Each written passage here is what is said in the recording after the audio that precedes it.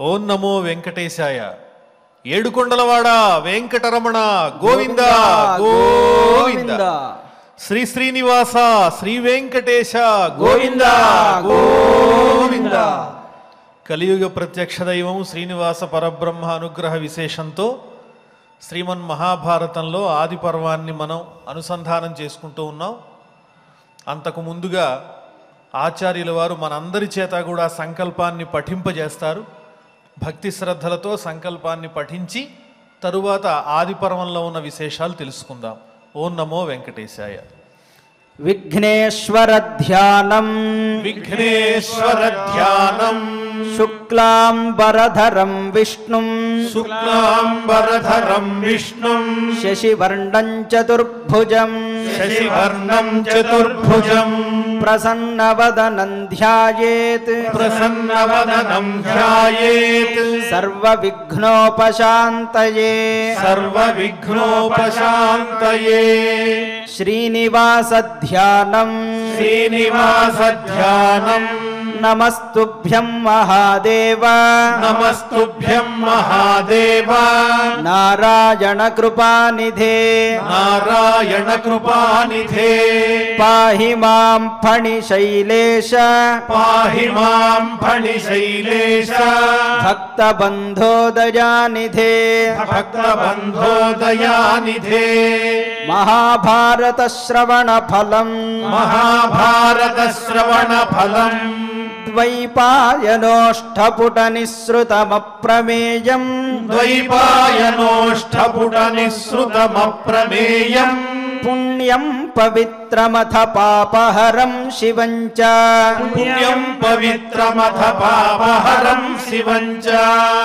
యో భారతం సమధిగచ్చతి వాచ్యమానం యో భారతం సమధిగచ్చతి వాచ్యమానం కిం తస్య పుష్కర జలైరభిషేచనేన కిం తస్య పుష్కర జలైరభిషేచనేన. అథ సంకల్పః అథ సంకల్పః శ్రీమదాదివరాహ క్షేత్రే శ్రీమదాదివరాహ క్షేత్రే విరాజమానస్య విరాజమానస్య దేవదేవోత్తమస్య దేవదేవోత్తమస్య జగద్రక్షణార్థం జగద్రక్షణార్థం అవతీర్ణస్య అవతీర్ణస్య శ్రీమదఖిలాండకోటి శ్రీమదఖిలాండకోటి బ్రహ్మాండనాయకస్య బ్రహ్మాండనాయకస్య శ్రీవేంకటేశ్వర స్వామినః శ్రీవేంకటేశ్వర స్వామినః అనుగ్రహ ప్రసాదేన అనుగ్రహ ప్రసాదేన సర్వేషాం సర్వేషాం భక్తజనానాం భక్తజనానాం ఆధివ్యాధి ఆధివ్యాధి నివృత్తి ద్వారా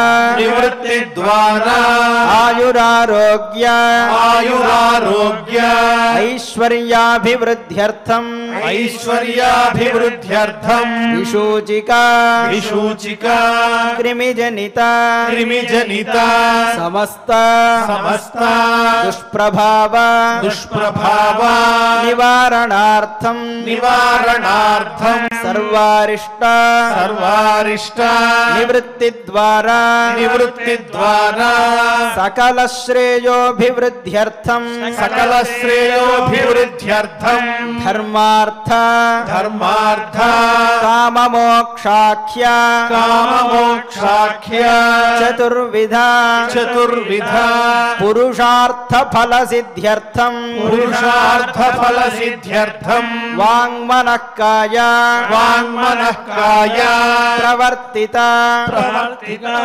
అనేక జన్మాఘ అనేక జన్మాఘ నిబర్హణార్థం నిబర్హణార్థం సమస్త సమస్త పాపక్షయార్థం చ పాపక్షయార్థం చ శ్రీమన్మహాభారతే శ్రీమన్మహాభారతే ఆది పర్వణి ఆది పర్వణి యథాశక్తి యథాశక్తి ప్రథమాధ్యాయాంతర్గత ప్రథమాధ్యాయాంతర్గత శ్లోకపారాయణం శ్లోకపారాయణం ఆచార్యముఖేన ఆచార్యముఖేన కరిష్యామహే కరిష్యామహే కరిష్యామహే వ్యాసధ్యానం వ్యాసధ్యానం వ్యాసం వసిష్ఠనప్తారం వ్యాసం వసిష్ఠనప్తారం శక్తేః పౌత్రమకల్మషం శక్తేః పౌత్రమకల్మషం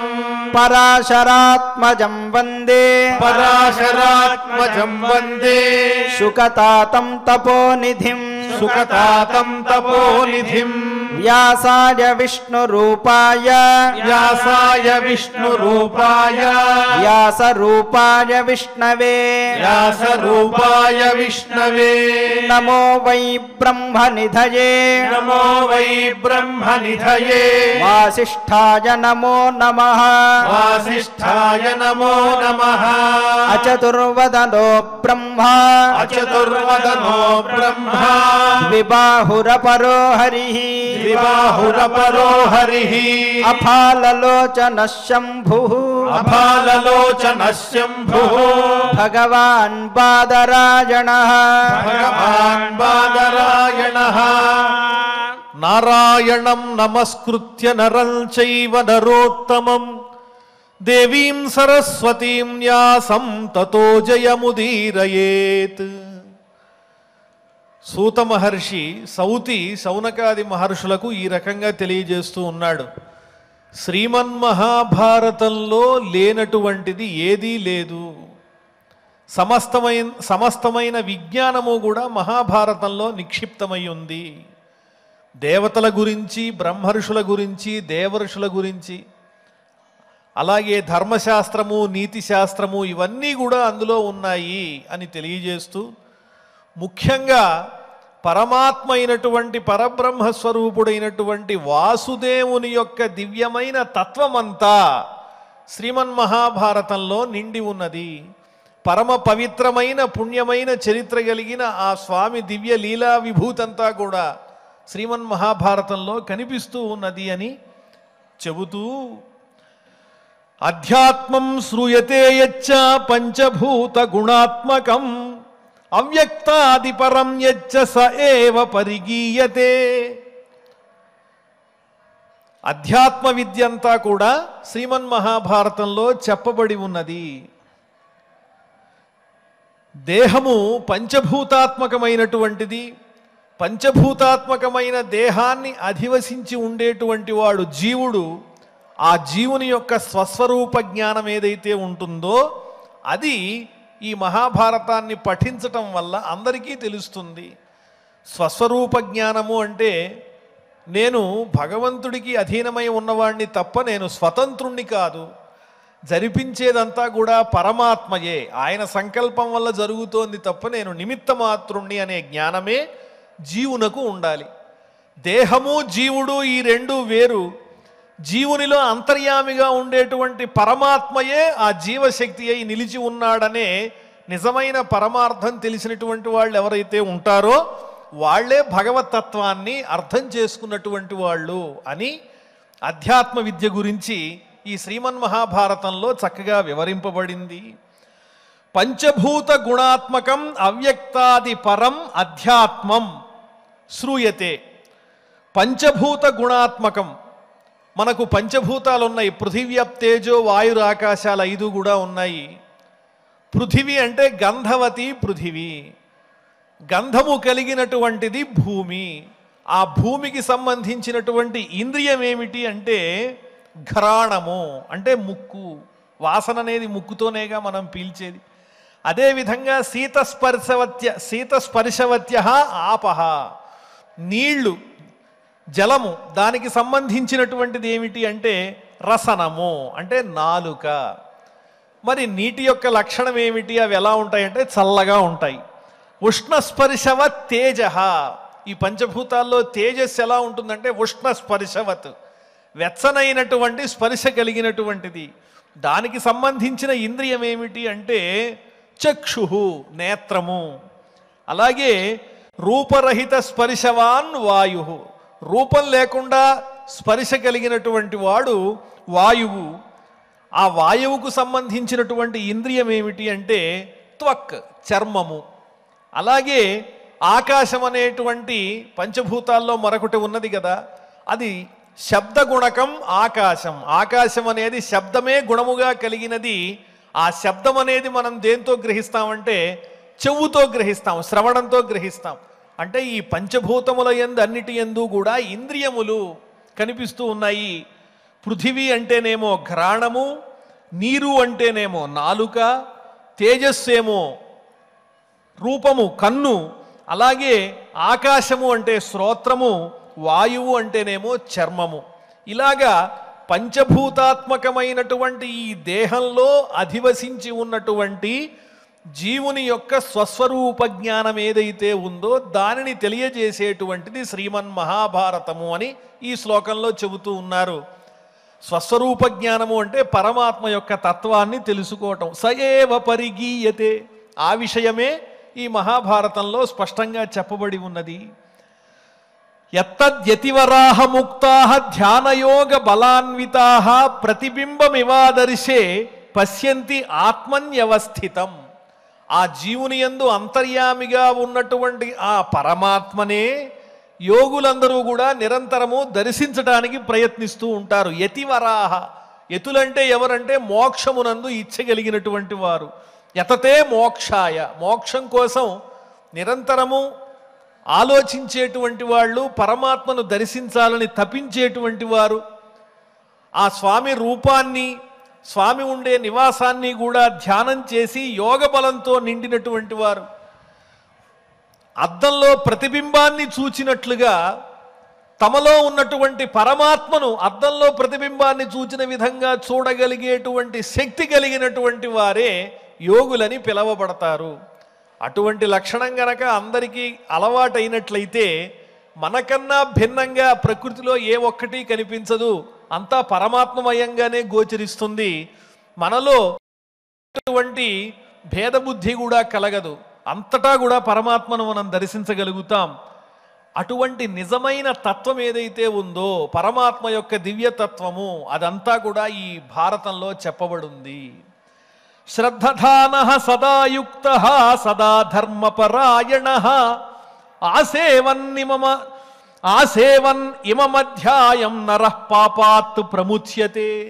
ఏ నరుడైతే శ్రద్ధాసక్తులతో కూడినటువంటి వాడై సదా యుక్తః అంటే మనస్సుని దాని యందు నిలిపి, సదా ధర్మపరాయణః ఎల్లప్పుడూ కూడా ధర్మమునందు ఆసక్తి కలిగిన వాడై, గ్రంథములన్నీ కూడా మనం భక్తిభావంతో చదువుకుంటున్నాం అనుకుంటాం.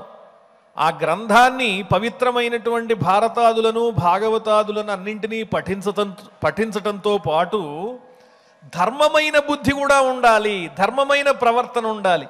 ధర్మ మార్గంలో ఆచరణ లేకపోతే ఈ విద్య ఎంత చదివినా భగవంతుని అనుగ్రహం లభించదు. అందువల్లనే చెబుతున్నారు, సౌతి చెబుతున్నాడు శౌనకాది మహర్షులకు శ్రీమన్మహాభారతాన్ని ఏ విధంగా అధ్యయనం చేయాలి, అధ్యయనం చేస్తే ఏ విధమైన ప్రయోజనం లభిస్తుందనేదే ఈనాడు ప్రత్యేకంగా ఇందులో కనిపిస్తూ ఉన్నది.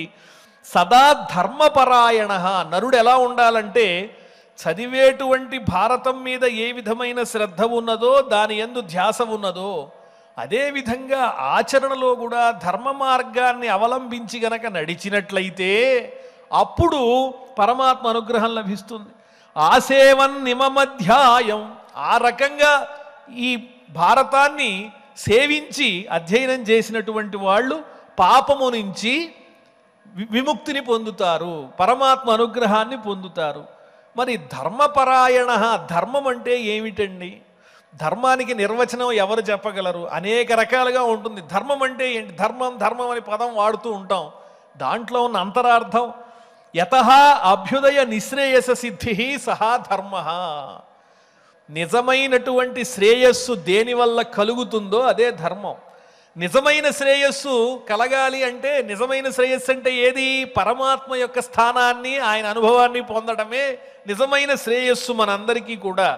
మిగతా ఐహికమైనవన్నీ కూడా తాత్కాలికంగా శ్రేయస్సుగా గోచరిస్తాయి, కానీ వాటి వల్ల నిజమైన ఆనందం దక్కదు. కాబట్టి ధర్మ మార్గం అంటే ఎలా ఉండాలి అంటే, పరమాత్మకు ఏది ఇష్టమో ఆ రకమైనటువంటి నడవడిక మనలో ఉండాలి అని ధర్మశబ్దం ద్వారా మనం తెలుసుకోవాలి.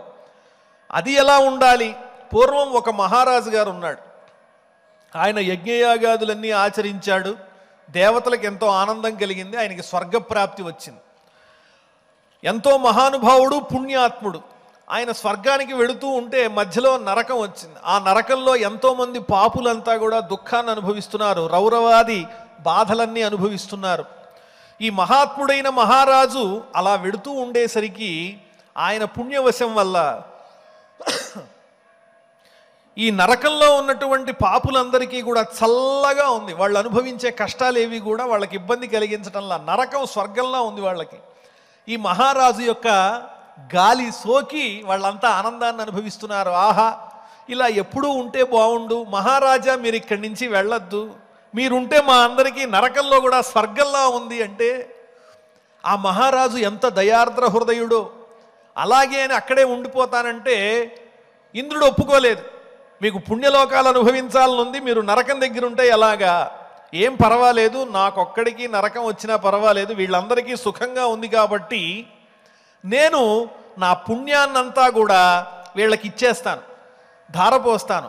నేను సాధించినటువంటి పుణ్యంతో ఎల్లప్పుడూ వీళ్ళు స్వర్గంలో ఉండేటట్టుగా అనుగ్రహించండి అని దేవేంద్రుడిని ప్రార్థిస్తే, మరి నీ పుణ్యమంతా తరిగిపోతుంది కదా, పర్వాలా, నాకు పుణ్యం పోయినా నేను నరకంలో ఉన్నా పర్వాలేదు, ఈ దుఃఖాన్ని అనుభవించే వాళ్ళని మాత్రం నేను చూడలేను అని ఆ మహారాజు అన్నాడు.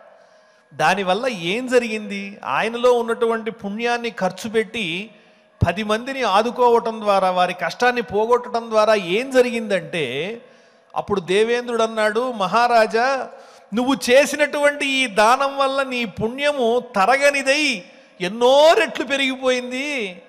వీళ్ళందరే కాదు, నువ్వు కూడా నిత్యము స్వర్గంలోనే సుఖములు అనుభవిస్తూ నివసించేంత పుణ్యం తరగనంత పెరిగింది అని చెప్పాడు దేవేంద్రుడు.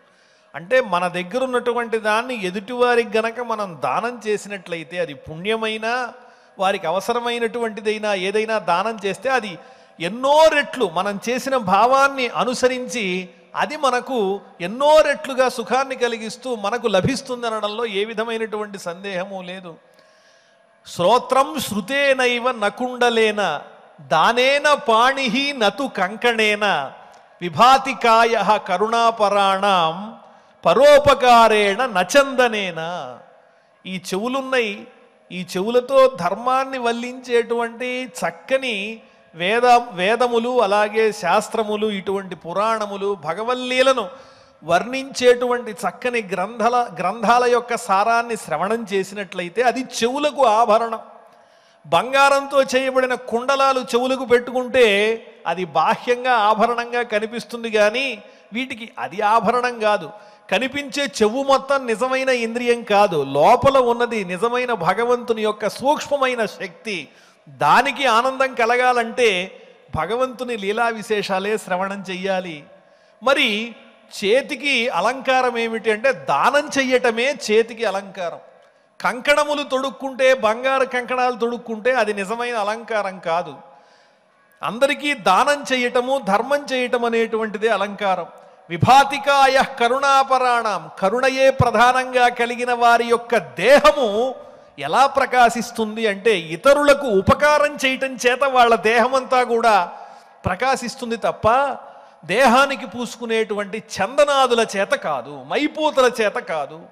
అటువంటి లక్షణం అనేది ఎవరి దగ్గర ఉంటుందో అదే ధర్మ ప్రవృత్తి. మన వల్ల సమాజానికి ఏ విధమైన ఇబ్బందులు కలగకుండా భూతదయతో అందరినీ ప్రేమించటం, స్వార్థ చింతన విడిచిపెట్టటం, నేనే చేస్తున్నాననేటువంటి డంబమైనటువంటి ఆచారములను విడిచిపెట్టడం ఏదైతే ఉందో అదే నిజమైనటువంటి ధర్మము. అటువంటి ధర్మమంతా కూడా ఈ భారతాన్ని అధ్యయనం చేయటం వల్ల కలుగుతుంది అని సౌతి చెబుతూ ఉన్నాడు. అనుక్రమణికాధ్యాయం భారతస్యేమమాదితః ఆస్తిక సతతం శృణ్వన్న కృచ్ఛ్రేషు అవసీదతి.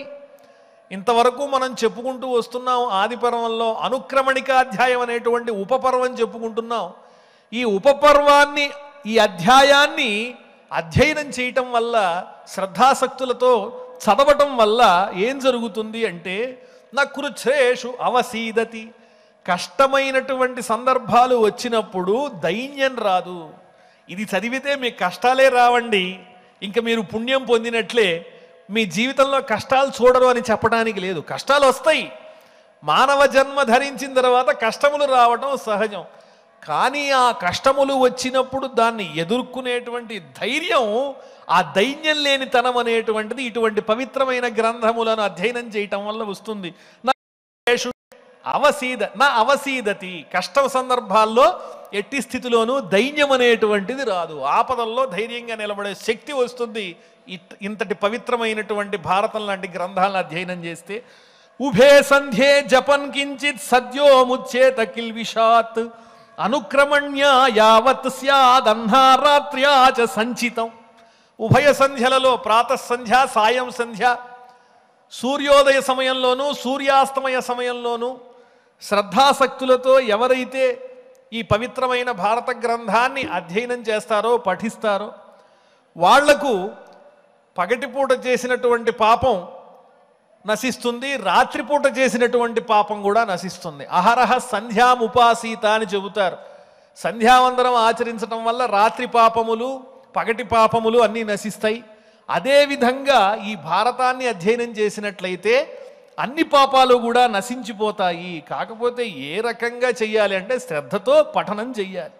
ఆయురర్ధులకు దీర్ఘాయురవాప్తియు, అర్ధార్థులకు విపుల అర్థములును, ధర్మార్థులకు నిత్య ధర్మ సంప్రాప్తియు, వినయార్థులకు మహావినయమతియున్, పుత్రార్థులకు బహుపుత్ర సమృద్ధియు, సంపదర్థులకు ఇష్ట సంపదలును కావించునెప్పుడు భావించి వినిచుండవారికి ఇమ్మహాభారతంబు. భక్తియుక్తులైన భాగవతులకు శ్రీవల్లభుండు భక్తవత్సలుడు, భవభయంబులెల్ల బాచి ఇష్టార్థ సంసిద్ధి కరుణతోడ చేయునట్లు. ఆయుష్ కోరుకున్న వారికి ఆయుర్దాయం వస్తుంది. స్వల్పమైన ప్రయోజనాలు కోరినప్పటికీ అవి కూడా తీరతాయి. ధర్మం మీద ఆసక్తి ఉన్నటువంటి వాళ్ళకి ధర్మాసక్తి పెరుగుతుంది. వినయం కోరుకున్న వాళ్ళకి వినయము, పుత్రులు కావాలనుకున్న వాళ్ళకి పుత్ర సంతతి లభిస్తుంది. సంపదలు కావాలనుకుంటే సంపదలు లభిస్తాయి. భక్తియుక్తులై ఎవరైతే ఈ భారతాన్ని అధ్యయనం చేస్తూ ఆ శ్రీకృష్ణ పరమాత్మను తలుచుకుంటారో వాళ్ళు ఈ భవబంధాల యొక్క దుఃఖాలన్నింటినీ కూడా దాటి పరమాత్మ అనుగ్రహానికి పాత్రులవుతారు అని చెబుతూ ఉన్నారు. భారతస్య వపుహేతత్ సత్యంచామృతమేవచ. ముఖ్యంగా ఈ అనుక్రమణికా పర్వం అనేటువంటిది ఉపపర్వం ఏదైతే ఉందో ఇది భారతానికి దేహం లాంటిది.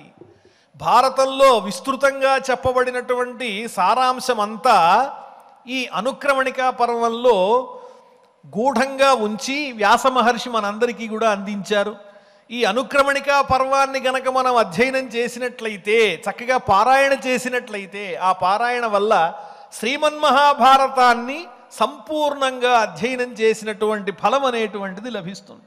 నవనీతం యథా దధ్నః ద్విపదాం బ్రాహ్మణో యథా. పెరుగు నుంచి సారమైనటువంటి వెన్న లభించినట్లుగా, అదేవిధంగా మానవులందరిలోకెల్లా బ్రహ్మతత్వం తెలిసినటువంటి బ్రాహ్మణోత్తముడు, బ్రహ్మజ్ఞాని ఏ విధంగా శ్రేష్ఠుడో, ఆరణ్యకంచ వేదేభ్య ఓషధిభ్యో అమృతం యథ. వేదములలో వేదాంతం అనేటువంటిది ఎంత శ్రేష్టమైనదో, ఓషధిభ్యో అమృతం యథ, ఓషధులన్నింటిలోకెల్లా కూడా అమృతం అనేటువంటిది ఎంత ఉత్తమమైనదో. హ్రదానాం ఉదధిశ్రేష్ఠ గౌర్వరిష్ఠ చతుష్పదాం. నీటి మడుగులన్నింటిలోకెల్లా సముద్రము ఎంత గొప్పదో, ఎంత శ్రేష్టమైనదో, అలాగే 4 పాదములు కలిగినటువంటి ప్రాణులన్నింటిలోకెల్లా గోవు ఎంత పవిత్రమైనదో, అదేవిధంగా యథైతానీతిహాసానాం తథా భారతముచ్యతే. సమస్తమైనటువంటి ఇతిహాసాదులన్నింటిలోకెల్లా ఈ భారతము అంత గొప్పది. పెరుగు నుంచి వెన్న చిలికి తీస్తే ఆ వెన్న ఎంత శ్రేష్టమైనదో, పెరుగు సారం వెన్న, అదేవిధంగా బ్రహ్మజ్ఞానులు ఎంత గొప్పవాళ్ళో మానవుల్లో, వేదములలో వేదాంతం ఎంత గొప్పదో, ఓషధులలో అమృతము ఎంత విశిష్టమైనదో, నీటి మడుగులన్నింటిలోకెల్లా సాగరం ఎంత గొప్పదో, అదేవిధంగా 4 పాదములు కలిగిన ప్రాణులలో గోవు ఎంత శ్రేష్టమైనదో, అదేవిధంగా సమస్తమైన ఇతిహాసాదులలో ఈ భారతం అనేది అత్యుత్తమంగా ప్రకాశిస్తూ ఉన్నది. యశ్చైనం శ్రావయేత్ శ్రాద్ధే బ్రాహ్మణాన్ పాదమంతతః అక్షయ్యమన్నపానం వై పితృంస్తస్యోపతిష్ఠతే. అంతేకాదు, పితృదేవతలకు, మన పూర్వీకులైనటువంటి వారికి, ఈ భూమిపై లేని వారికి మనం ఎప్పుడు జలతర్పణాలు ఇస్తూ ఉంటాము, శ్రాద్ధాదులు నిర్వహిస్తూ ఉంటాం. అటువంటి పవిత్రమైన పుణ్యకర్మల యందు గనక, ఆ శ్రాద్ధాది కర్మల యందు ఈ భారతాన్ని పఠనం చేయించినట్లయితే ఆ పితృదేవతలకు ఉత్తమ లోకాలు కలుగుతాయి అని తెలియజేస్తూ ఉన్నారు. ఇతిహాస పురాణాభ్యాం వేదం సముపబృంహయేత్ బిభేత్యల్పశ్రుతాద్వేదో మామయం ప్రతరిష్యతి కార్ష్ణం వేదమిమం విద్వాన్ శ్రావయిత్వా అర్ధమశ్నుతే. ఇతిహాస పురాణాభ్యాం వేదం సముపబృంహయేత్. వేదము యొక్క విస్తారం అనేటువంటిది ఇతిహాస పురాణముల ద్వారానే జరగాలి. ఎందువల్లంటే వేదములలో ఉన్నటువంటి అర్థజ్ఞానం అందరికీ తెలియదు కాబట్టి, వేదసారము ప్రజల యొక్క యోగక్షేమాల కోసం, ప్రాణుల యొక్క హితం కోసం వేదమునందు ఏమి చెప్పబడిందన్న విషయము ఇతిహాస పురాణముల ద్వారా అతి విస్తృతంగా బయటికి చెప్పాలి. అలా చెప్పకపోయినట్లయితే బిభేత్యల్ప శృత అద్వేదో మామయం ప్రతరిష్యతి. ఆ విధంగా తెలియజేయని ఎడల వారు పరిపూర్ణమైనటువంటి జ్ఞానం కలిగిన వారు కాదు అని తెలియజేస్తూ ఉన్నారు. కార్ష్ణం వేదమిమం విద్వాన్ శ్రావయిత్వా అర్ధమశ్నుతే. కృష్ణద్వైపాయనుడు వేదవ్యాస మహర్షి రచించినటువంటి పంచమ వేదమైనటువంటి శ్రీమన్మహాభారతాన్ని పండితుడైన వారు అందరికీ కూడా వినిపించి నిజమైన ప్రయోజనాన్ని పొందుతారు. వినేటువంటి వాళ్లకు మాత్రమే కాదు ప్రయోజనం, చెప్పేవాళ్లకు కూడా ఇది ఎంతో ప్రయోజనం. ఏం చెబుతున్నాం, ఇందులో ఏమున్నది, ఏది తత్వము అని 10 మందికి చెబితేనేగా తెలిసేది. చెప్పేవాళ్ళు కూడా నేర్చుకునేవాళ్లే. 10 మందికి అందులో ఉన్న విషయాన్ని వివరించి చెప్పడం ద్వారా వీరికి కూడా అందులో ఉన్న అంతరార్థం 1కి 2 సార్లు అర్థం చేసుకునేటువంటి జ్ఞానం వస్తుంది. విన్న వాళ్ళందరికీ పుణ్యం, చెప్పిన వాళ్ళకి పుణ్యం. ఈ వేదములలో ఉన్నటువంటి సారాన్ని విస్తృతంగా బయటికి తీయటం అంటే, వేదంలో కూడా కొన్ని వాక్యములు మనకి పురాణములలో ఉండేవన్నీ కూడా కనిపిస్తూ ఉంటాయి. యద్ధత్యం మాయినం మృగం తముత్వం మాయయా అవధీరితి అని ఋగ్వేద సంబంధమైనటువంటి మంత్రం ఉన్నది. అందులో ఏం తెలియజేస్తూ ఉన్నారంటే, ఓ ఇంద్ర, వృత్రాసురుడు హరిణ రూపాన్ని ధరించినటువంటి వాడై యజ్ఞ సంబంధమైన సమృద్ధమైనటువంటి జలములన్నింటినీ కూడా పానం చేసేస్తున్నాడు. అందువల్ల జలములన్నీ కూడా నశించిపోతూ ఉన్నాయి. నువ్వే అతన్ని సంహరించవలసింది. ఇక్కడ వృత్రుడు అంటే అసురుడు అని అర్థం. ఆ అసురుణ్ణి నీవు సంహరించాలి అని దేవేంద్రుణ్ణి కోరుతున్నట్లుగా ఆ మంత్రంలో కనిపిస్తోంది. ఇందులో అంతరార్థంగా మనకి వాల్మీకి రామాయణంలో మాయా రూపంలో మారీచుడు జింక రూపంలో వచ్చాడు. ఆ జింక రూపంలో వచ్చినటువంటి మారీచుణ్ణి శ్రీరామచంద్రమూర్తి అనుసరించి దాన్ని కాస్త సంహరించాడు. అతను కూడా అసురుడే. మారీచుడు అనేటువంటి అసురుణ్ణి శ్రీరామచంద్రమూర్తి సంహరించిన ఘట్టం మనకి ఇక్కడ కనిపిస్తూ ఉన్నది. అంటే వాల్మీకి మహర్షి రాసినటువంటి రామాయణంలో ఈ వేదముల యొక్క అర్థాన్ని సంక్షిప్తంగా రహస్యంగా దాచిపెట్టి ఆయన రచించారు. అదేవిధంగా అన్యేజాయాం పరిమృశంతి అనేటువంటి మంత్రం కూడా కనిపిస్తుంది. ఇది మనకు సభాపర్వంలో ద్రౌపదికి సంబంధించినటువంటి కష్టాన్ని తెలియజేసేటువంటి ఆ మంత్ర గూఢమైనటువంటి రహస్యం ఇక్కడ గోచరిస్తోందన్నమాట. పరస్త్రీని ఎవరూ కూడా హింసించకూడదు, కానీ నిండు సభలో ఆ ద్రౌపదిని ఏ విధంగా అయినా కూడా పరాభవించాలని జుట్టుపట్టుకుని లాగుతూ వచ్చారు. అలా చేసినటువంటి వాళ్ళు తప్పనిసరిగా అటువంటి హింసా ప్రవృత్తి కలిగినటువంటి వాళ్ళు నాశనం అవుతారు అనేటువంటి భావన అనేటువంటిది ఈ మంత్రముల ద్వారా తెలుస్తోంది. అంటే ఈ భారతంలో, రామాయణంలో, వీటన్నిటిలో కూడా ఈ వేదముల యొక్క సారం అనేటువంటిది ఒక చక్కని కథారూపంలో అందరికీ అర్థమయ్యేలాగా అందించినటువంటి వారే మహర్షులు. కాబట్టి వాటిని మనం శ్రద్ధాసక్తులతో తెలుసుకున్నట్లయితే, అంతరార్థాన్ని అర్థం చేసుకునే ప్రయత్నం చేసినట్లయితే వేదార్థములను తెలుసుకున్నట్లే. భ్రూణహత్యాదికంచాపి పాపం జహ్యాద సంశయం య ఇమం శుచిరధ్యాయం పఠేత్ పర్వణి పర్వణి అధీతం భారతం తేన కృత్స్నం స్యాదితి మే మతిః. భ్రూణహత్యాదులు, మొదలైనటువంటి పాపములు ఏవైతే ఉంటాయో అవన్నీ కూడా తెలిసి తెలియక చేసినటువంటి పాపములు. భ్రూణహత్య అంటే గర్భంలో ఉన్నటువంటి శిశువు మరణించటం, తెలియకుండా ఆ శిశువు మరణించేటట్టుగా చేయటం మొదలైన పాపాలు ఏవైతే ఉన్నాయో, తెలిసి చేసినవి కాదు, తెలియకుండా చేసిన పాపాలు ఏవైతే ఉన్నాయో ఆ పాపాలన్నీ కూడా నశించిపోతాయి ఈ మహాభారతాన్ని గనక పారాయణ చేసినట్లయితే. ఎవరైతే శుచిగా ప్రతి పండుగ యందు మన ఇంట్లో ఎప్పుడైనా విశేషమైనటువంటి ఉత్సవాలు జరుపుకునేటప్పుడు ఈ భారతాన్ని చక్కగా పారాయణ చేస్తారో, శుభదినములలో అధీతం భారతం తేన కృతం స్యాదితి మేమతి, ఈ అనుక్రమణికా పర్వాన్ని పారాయణ చేసినంత మాత్రముననే సమస్తమైనటువంటి శ్రీమన్మహాభారతం అంతటినీ కూడా పారాయణ చేసినటువంటి పుణ్యాన్ని పొందుతారు. యస్యైనం శృణుయాన్నిత్యం ఆర్షం శ్రద్ధా సమన్వితః సదీర్ఘమాయు కీర్తించ స్వర్గతించ ఆప్నుయాన్నరః. ఎవరైతే శ్రద్ధగా ఆర్షమైనటువంటి ఈ శ్రీమన్మహాభారతాన్ని శ్రవణం చేస్తారో, ఆర్షము అంటే ఋషుల చేత ఇవ్వబడినది, లౌకికమైనటువంటిది కాదు, అలౌకికమైనటువంటి చక్కని విజ్ఞానము. ఇటువంటి విజ్ఞానాన్ని ఎవరైతే శ్రద్ధాసక్తులతో శ్రవణం చేస్తారో వాళ్లకు దీర్ఘమైనటువంటి ఆయుర్దాయము, కీర్తి, స్వర్గము ఇవన్నీ కూడా కలుగుతాయి.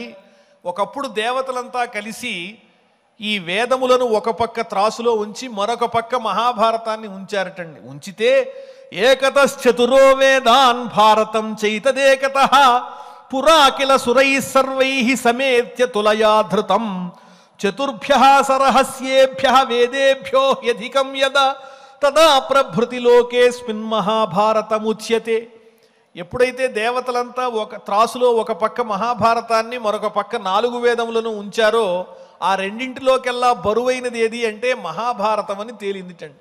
అంటే ఇది వేదముల కన్నా భారతము ఉన్నతమైందని చెప్పేటువంటి విధానం కాదు. ఇందులో మనం అర్థం చేసుకోవాల్సింది వేదముల యొక్క సారాన్ని సరళమైన రీతిలో సామాన్యులకు కూడా అర్థం అయ్యే విధంగా అందించినటువంటి గొప్ప శక్తి వ్యాస మహర్షిలో ఉంది. కాబట్టి అందులో ఉన్న విషయాలను అనుసరించి సామాన్యులు అర్థం చేసుకునే చక్కని భావన అందులో ఉంది. కాబట్టి వేదములలో ఉన్న సారాన్ని అందరూ అర్థం చేసుకోవటం కఠినం. కాబట్టి ఈ మహాభారతం అనేది అందరికీ కూడా అందుబాటులో ఉన్నదనే భావనతో అది కొంత ఆధిక్యాన్ని కలిగి ఉన్నది. ఆ త్రాసులో మహాభారతం అనేది కొంచెం ఎక్కువగా తూగింది.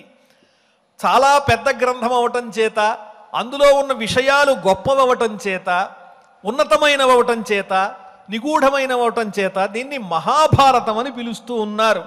వేదములతో తూచినప్పుడు ఎప్పుడైతే భారతంలో ఉత్తమమైనటువంటి విషయాలు సామాన్యులకు అందుతున్నాయో ఆ కారణం చేతనే ఇది మహాభారతం అని పిలువబడుతోంది.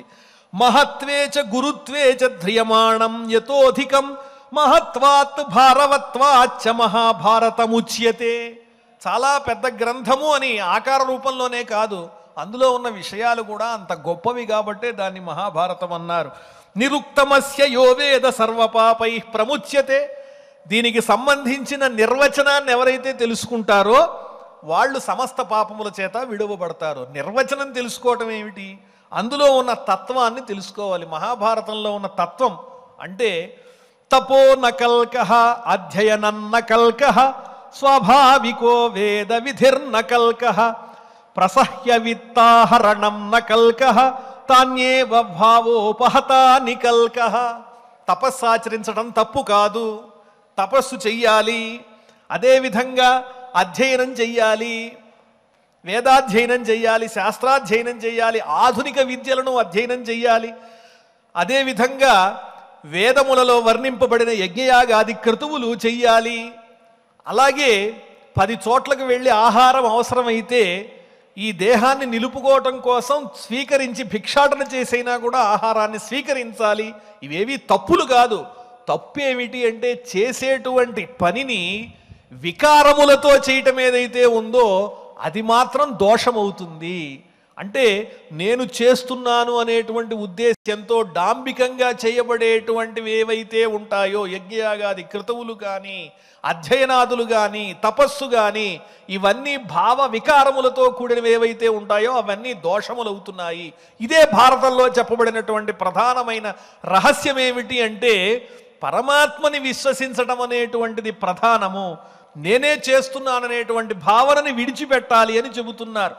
గ్రంథమభ్యస్య మేధావి జ్ఞాన విజ్ఞాన తత్పరః ఫలాలమివ ధాన్యార్థి త్యజేత్ గ్రంథమశేషతః. బుద్ధిమంతుడు ఏం చేస్తాడంటే ధాన్యపు గింజ ఉంటుంది, పైన ఉన్న పొట్టు తీసి లోపల ఉన్న బియ్యపు గింజని స్వీకరిస్తాడు. అలాగే పురాణం అంతా విన్న తర్వాత ఎలా జీవించాలి అంటే, కంసబ్రహ్మ తండ్రిని జైల్లో పెట్టాడు, అదేవిధంగా బావగారిని చెల్లెల్ని కూడా కారాగృహంలో బంధించాడు. ఇది ఈ విషయం ద్వారా మనకు తెలిసింది. రావణ బ్రహ్మ పరస్త్రీని అపహరించాడు, ఇది చాలా బాగుంది అనేటువంటి దుష్టమైనటువంటి విజ్ఞానం కాకుండా, దుర్యోధనుడు భలే ఎంతో అద్భుతంగా తేలిగ్గా పాచికిలాడి భలే కొట్టేశాడు వాళ్ళ రాజ్యాన్ని అనేటువంటి దుష్టమైనటువంటి భావాలతో అందులో ఉన్న విషయాన్ని స్వీకరించకుండా, ఏ విధంగా అయితే పైనున్న పొట్టుని తీసేసి లోపలున్న సారం బియ్యపు గింజని స్వీకరిస్తామో, అలాగే మంచి భావనతో సదుద్దేశ్యంతో భగవంతుడి మీద నమ్మకంతో ధర్మబుద్ధితో 10 మందికి మంచిని చెప్పాలి తెలుసుకోవాలనేటువంటి జ్ఞానంతో కనుక ఈ భారతం అనేటువంటి వేదాన్ని అధ్యయనం చేసినట్లయితే అప్పుడు అందులో ఉన్నటువంటి సారం మనకు అర్థమవుతుంది. చదవవలసినటువంటి విధానం అది. ఆ విధంగా అధ్యయనం చేసినట్లయితేనే పరమాత్మ అనుగ్రహం లభిస్తుంది. ఇదే ఈ అనుక్రమణికా పర్వంలో చెప్పబడినటువంటి భారతము యొక్క సారాంశము అని మనందరికీ కూడా అందించారు. ఈనాటితో మనం భగవంతుని అనుగ్రహం వల్ల, శ్రీనివాసుని కరుణాకటాక్షాల వల్ల అనుక్రమణికా పర్వంలో ఉన్న సారాంశాన్ని యథాశక్తి మనం గ్రహించాము. ఇప్పుడు ఆచార్యుల వారు పారాయణ చేయిస్తారు. శ్రద్ధాసక్తులతో పఠిద్దాం. ఓం నమో వెంకటేశాయ. అథ శ్రీమన్మహాభారతే ఆదిపర్వణి ప్రథమోऽధ్యాయః అధ్యాత్మం శ్రూయతే యచ్చ పంచభూతగుణాత్మకం అవ్యక్తాదిపరం యచ్చ స ఏవ పరిగీయతే యత్తద్యతివరా ముక్తాః ధ్యానయోగబలాన్వితాః ప్రతిబింబమివాదర్శే పశ్యంత్యాత్మన్యవస్థితం శ్రద్ధధానః సదా యుక్తః సదా ధర్మపరాయణః ఆసేవన్నిమమధ్యాయం నరః పాపాత్ ప్రముచ్యతే అనుక్రమణికాధ్యాయం భారతస్యేమమాదితః ఆస్తికः సతతం శృణ్వన్ న కృచ్ఛ్రేష్వవసీదతి ఉభే సంధ్యే జపన్ కించిత్ సద్యో ముచ్యేత కిల్బిషాత్ అనుక్రమణ్యా యావత్ స్యాత్ అహ్నారాత్ర్యా చ సంచితం భారతస్య వపుర్హ్యేతత్ సత్యం చామృతమేవ చ నవనీతం యథా దధ్నో ద్విపదాం బ్రాహ్మణో యథా ఆరణ్యకం చ వేదేభ్యః ఓషధిభ్యో మృతం యథా హ్రదానాముదధిశ్రేష్ఠో గౌర్వరిష్ఠా చతుష్పదాం యథైతానీతిహాసానాం తథా భారతముచ్యతే సముచ్యతే యశ్చైనం శ్రావయేచ్ఛ్రాద్ధే యశ్చైనం శ్రావయేచ్ఛార్థే బ్రాహ్మణాన్ పాదమంతతః బ్రాహ్మణాన్ పాదమంతతః అక్షయ్యమన్నపానం వై అక్షయ్యమన్నపానం వై పితॄంస్తస్యోపతిష్ఠతే పితॄంస్తస్యోపతిష్ఠతే ఇతిహాస పురాణాభ్యాం ఇతిహాసపురాణాభ్యాం వేదం సముపబృంహయేత్ వేదం సముపబృంహయేత్ బిభేత్యల్పశ్రుతాద్వేదో బిభేత్యల్పశ్రుతాద్వేదో మామయం ప్రతరిష్యతి మామయం ప్రతరిష్యతి కార్ష్ణం వేదమిమం విద్వాన్ కార్ష్ణం వేదమిమం విద్వాన్ శ్రావయిత్వార్థమశ్నుతే శ్రావయిత్వార్థమశ్నుతే భ్రూణహత్యాదికం చాపి భ్రూణహత్యాదికం చాపి పాపం జహ్యాద సంశయం పాపం జహ్యాద సంశయం య ఇమం శుచిరధ్యాయం యయిమం శుచిరధ్యాయం పఠేత్ పర్వణి పర్వణి పఠేత్ పర్వణి పర్వణి అధీతం భారతం తేన అధీతం భారతం తేన కృత్స్నం స్యాదితి మే మతిః కృత్స్నం స్యాదితి మే మతిః యస్యైనం శృణుయాన్నిత్యం యస్యైనం శృణుయాన్ నిత్యం ఆర్షం శ్రద్ధా సమన్వితః ఆర్షం శ్రద్ధా సమన్వితః సదీర్ఘమాయుః కీర్తిం చ దీర్ఘమాయుః కీర్తిం చ స్వర్గతిం చాప్నుయాన్నరః స్వర్గతిం చాప్నుయాన్ నరః ఏకతశ్చతురో వేదాన్ ఏకదశ్చతురో వేదాన్ భారతం చైతదేకతః భారతం చైతదేకతః పురా కిల సురైః సర్వైః పురా కిల సురైః సర్వైః సమేత్యతులజాధృతం సమేత్య తులయా ధృతం చతుర్భ్యః సరహస్యేభ్యో చతుర్భ్యః సరహస్యేభ్యో వేదేభ్యో హ్యధికం యదా వేదేభ్యో హ్యధికం యథా తదా ప్రభృతి లోకేస్మిన్ తథా ప్రభృతి లోకేస్మిన్ మహాభారతముచ్యతే మహాభారతముచ్యతే మహత్వే చ గురుత్వే చ మహత్వే చ గురుత్వే చ ధ్రియమాణం యతోధికం ధ్రియమాణం యథోధికం మహత్వాద్ భారవత్వాచ్చ మహత్వాత్ భారవత్వాచ్చ మహాభారతముచ్యతే మహాభారతముచ్యతే నిరుక్తమస్య యో వేద నిరుత్తమస్య యో వేద సర్వపాపైః ప్రముచ్యతే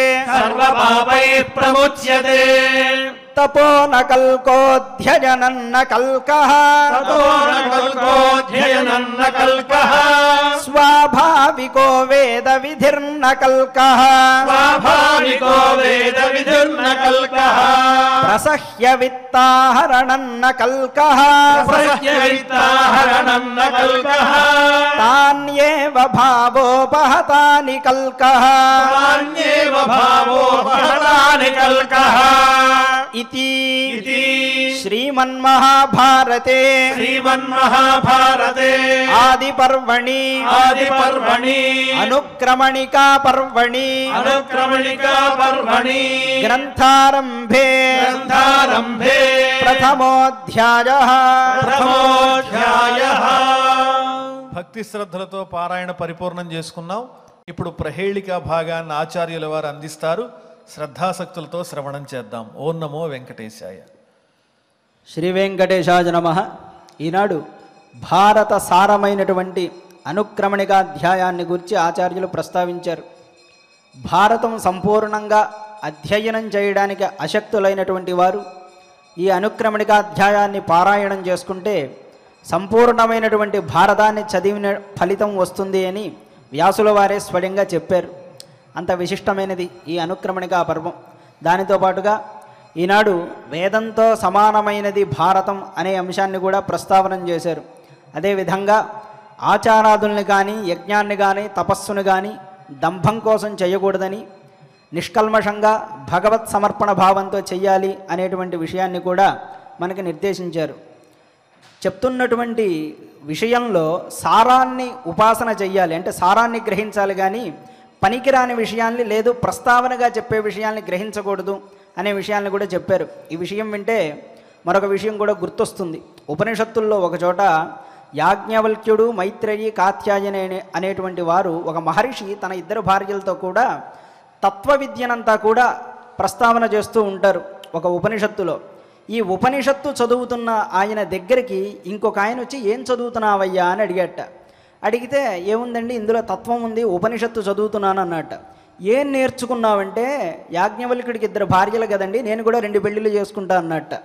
అదా అంత ఉపనిషత్తు చదివి గ్రహించాల్సింది. మనుషుల యొక్క తత్వం ఎలా ఉంటుందంటే, ఎప్పుడు రంధ్రాన్వేషణ చేయడమే లక్ష్యంగా ఉంటుందయ్యా. అలాంటి గుణం కూడదు. మనం దేన్ని అధ్యయనం చేస్తున్నా కూడా సారభూతంగా ఉండాలంటాడు. భారతంలోనే ఒకచోట ధర్మరాజు వ్యక్తిత్వం, దుర్యోధనుడి వ్యక్తిత్వం చెప్తూ కొన్ని మాటలు చెప్తారు. ధర్మరాజుకి ప్రపంచంలో చెడ్డవాడనేవాడే కనపడ్డు, ఎందుకంటే అది ధర్మరాజు వ్యక్తిత్వం. దుర్యోధనుడికి మంచివాడు అనేవాడు ఎవడూ కనపడ్డు, అది ఆయన క్యారెక్టర్. అది ఈ విధంగా ఒక్కొక్కలా ఒక్కొక్కళ్ళ దృష్టి ఉంటుంది. మనం ఏ విధంగా ఉండాలన్నది మనమే ఎన్నుకోవాలి. ఈ విధమైన సారవంతమైనటువంటి విషయాలతో ఈనాటి భారత ప్రవచనం అంతా కూడా సాగింది. మనం భారతానికి అనుబంధంగానే భారతంలోనే ఉన్నటువంటి యక్ష ప్రశ్నల్ని రోజుకి కొన్ని ప్రశ్నల చొప్పున చెప్పుకుంటున్నాం. అందులో భాగంగానే నిన్న చెప్పినటువంటి శ్లోకంలో 2 ప్రశ్నలకి సమాధానం చెప్పుకున్నాం.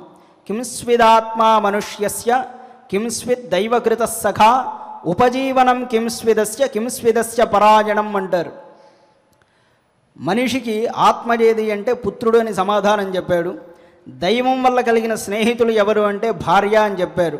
ఇక మిగిలిన 2 ప్రశ్నలకి జవాబుల్ని పరిశీలన చేయాలి.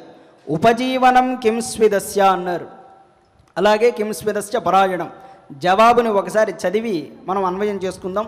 పుత్ర ఆత్మా మనుష్యస్య భార్య దైవకృత సఖ ఉపజీవనంచ పర్జన్య దానమస్య పరాయణం.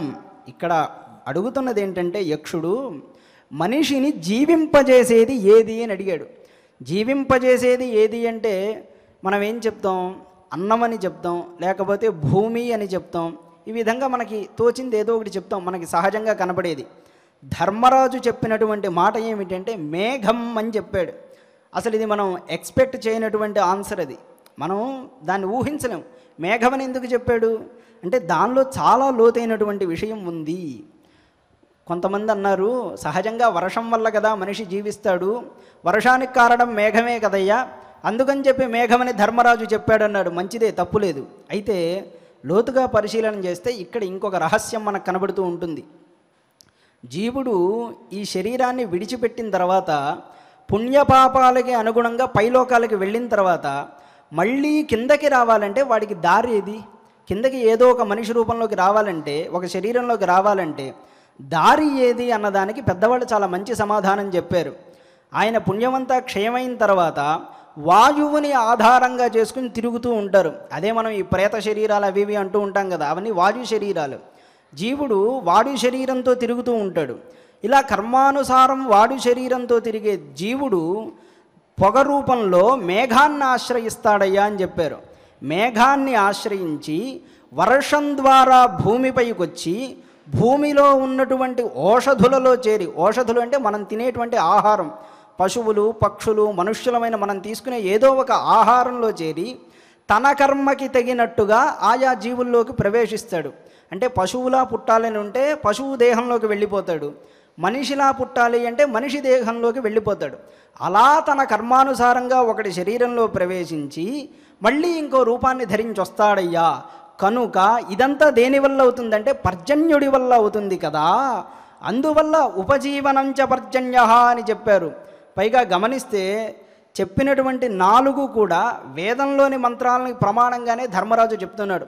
వ్యాసుడి హృదయం ఇక్కడ వేదాన్ని ధ్వనింపజేయడమే అని మనకు అర్థమవుతుంది.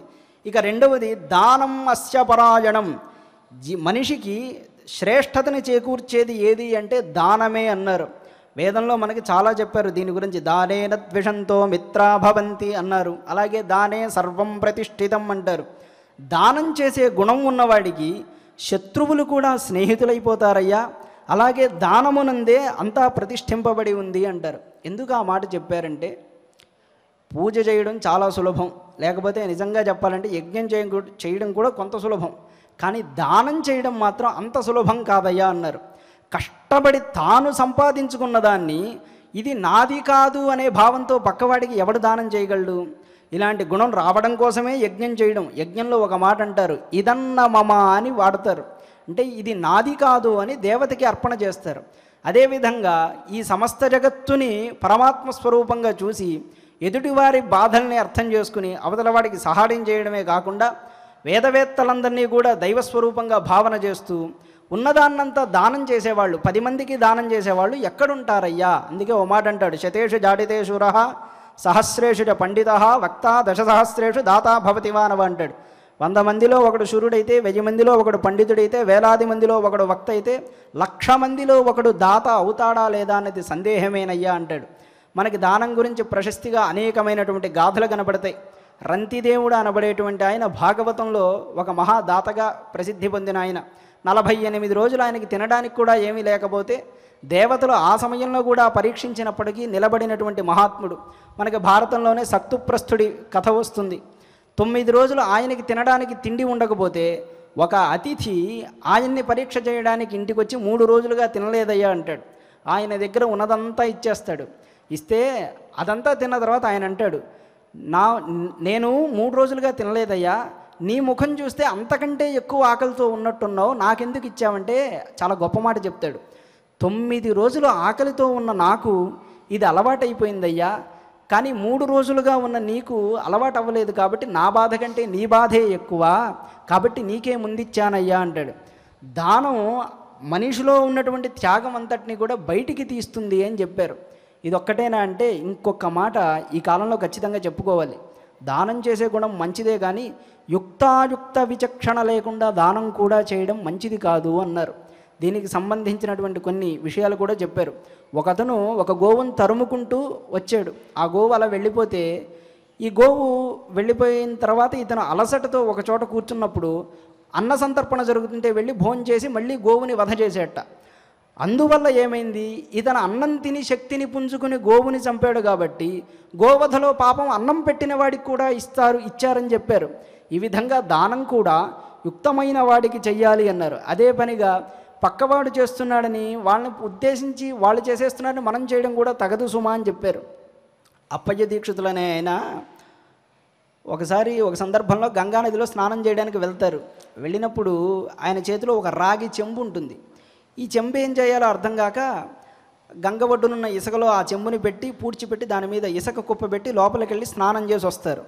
ఈయన స్నానం చేసి బయటకు వచ్చి చూసేసరికి ఆ గంగా తీరంలో మొత్తం ఇసుక కుప్పలు ఉంటాయి.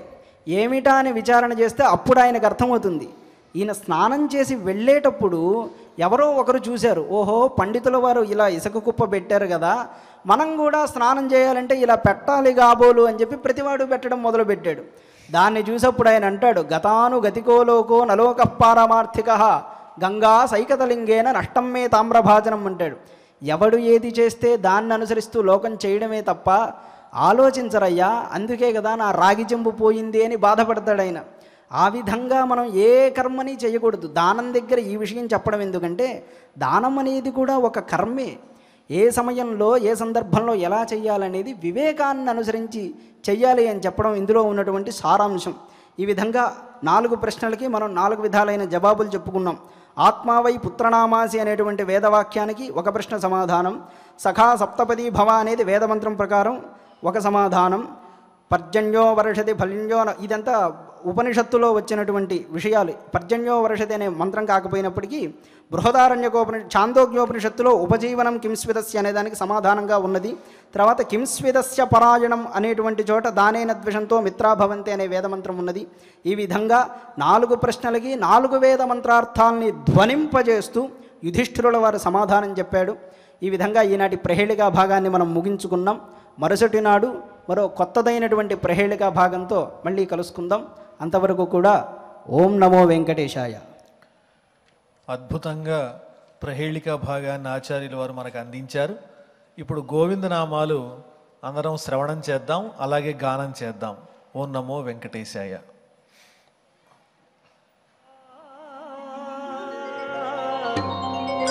శ్రీ వెంకటేశ శ్రీనివాస గోవింద శ్రీ వెంకటేశ గోవింద భక్తవత్స వత్సల భాగవత ప్రియ నిత్య నిర్మల నీలమేఘ శ్యామ పురాణ పురుష పుండరీకాక్ష నందనందన నవనీత చోర పశుపాలక శ్రీ పాప విమోచన దుష్ట సంహార దురిత నివారణ శిష్ట పరిపాలక కష్ట నివారణ గోవింద హరి గోవింద గోకుల నందన గోవింద గోవింద హరి గోవింద గోకుల నందన గోవింద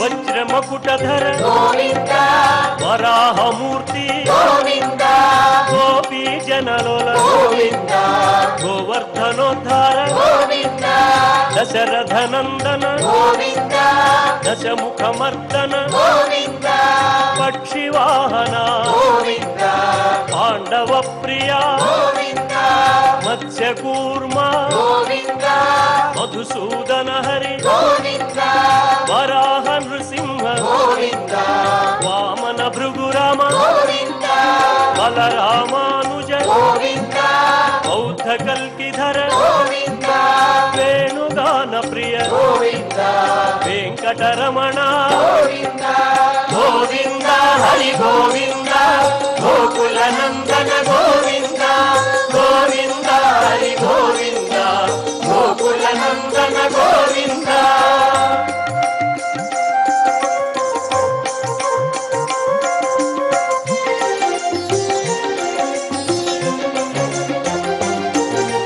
సీతానాయక గోవింద ధృత పరిపాలక గోవింద దీన పోషక గోవింద ధర్మ స్థాపక గోవింద అనాథ రక్షక గోవింద ఆపద్బాంధవ గోవింద శరణాగత విదే గోవింద కరుణాసాగర గోవింద కమలదళాక్ష గోవింద కామిత ఫలద గోవింద పాప వినాశక గోవింద పాహి మురారే గోవింద శ్రీముద్రాంకిత గోవింద శ్రీవత్సాంకిత గోవింద ధరణీ నాయక గోవింద దినకర తేజ గోవింద గోవింద హరి గోవింద గోకుల నందన గోవింద గోవింద హరి గోవింద గోకుల నందన గోవింద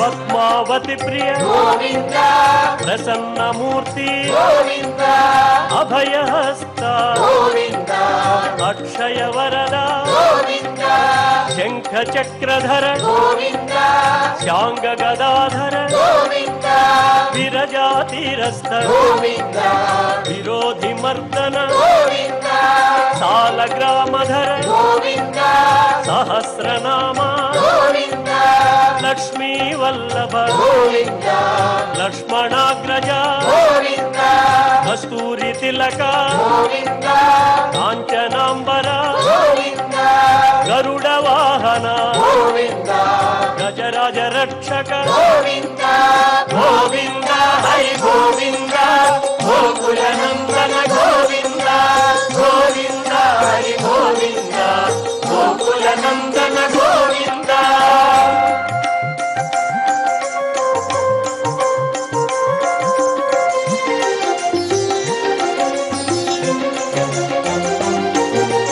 వానర సేవిత గోవింద వారధి బంధన గోవింద సప్తగిరీశ గోవింద ఏక స్వరూప గోవింద శ్రీరామకృష్ణ గోవింద రఘుకుల నందన గోవింద ప్రత్యక్ష దేవా గోవింద పరమదయాకర గోవింద వజ్ర కవచధర గోవింద వైజయంతి మాల గోవింద వడ్డీ కాసులవాడ గోవింద వసుదేవతనయ గోవింద బిల్వ పత్రార్చిత గోవింద భిక్షుక సంస్థుత గోవింద శ్రీ పుంరూప గోవింద శివకేశవమూర్తి గోవింద గోవింద హరి గోవింద గోకుల నందన గోవింద గోవింద హరి గోవింద గోకుల నందన గోవింద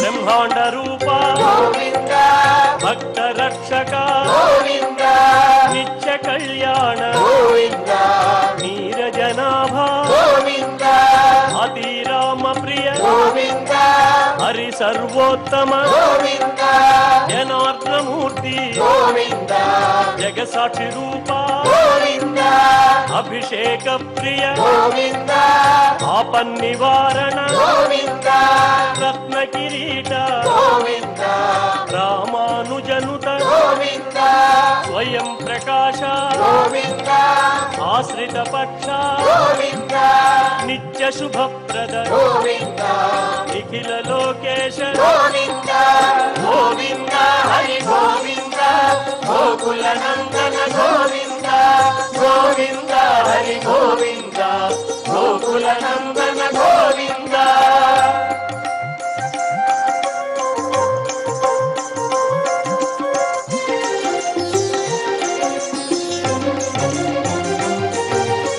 ఆనంద రూప గోవింద ఆద్యంతరహిత గోవింద ఇహ పరదాయక గోవింద విభరాజ రక్షక గోవింద పరమదయాళో గోవింద పద్మనాభ హరి గోవింద తిరుమలవాస గోవింద తులసీ వనమాల గోవింద శేషశాయినే గోవింద శేషాద్రి నిలయ గోవింద మత్స్యావతార గోవింద ఏడుకొండలవాడ గోవింద గోవింద హరి గోవింద గోకుల నందన గోవింద గోవింద హరి గోవింద గోకుల నందన గోవింద గోవింద హరి గోవింద గోకుల నందన గోవింద గోవింద హరి గోవింద గోకుల నందన గోవింద గోవింద హరి గోవింద గోకుల నందన గోవింద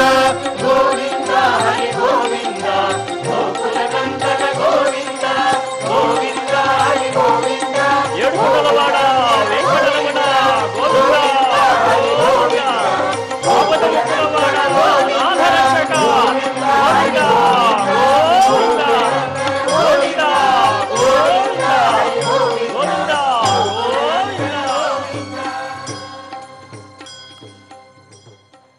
భక్తి శ్రద్ధలతో గోవిందనామాలు చక్కగా శ్రవణం చేశాం, గానం చేశాం. ఇప్పుడు క్షమాప్రార్థనాదులన్నీ కూడా ఆచార్యుల వారితో అన్వయించి పలుకుదాం. అథ క్షమా ప్రార్థనా యదక్షరపదభ్రష్టం మాత్రాహీనం చ యద్భవేత్ తత్సర్వం క్షమ్యతాం దేవ నారాయణ నమోస్తుతే. అథ లోకక్షేమ ప్రార్థనా సర్వే భవంతు సుఖినః సర్వే సంతు నిరామయాః సర్వే భద్రాణి పశ్యంతు మా కశ్చిద్ దుఃఖభాగ్ భవేత్. అథ భగవత్ సమర్పణం కాయేన వాచా మనసేంద్రియైర్వా బుద్ధ్యాత్మనా వా ప్రకృతే స్వభావాత్ కరోమి యద్యత్ సకలం పరస్మై నారాయణాయేతి సమర్పయామి.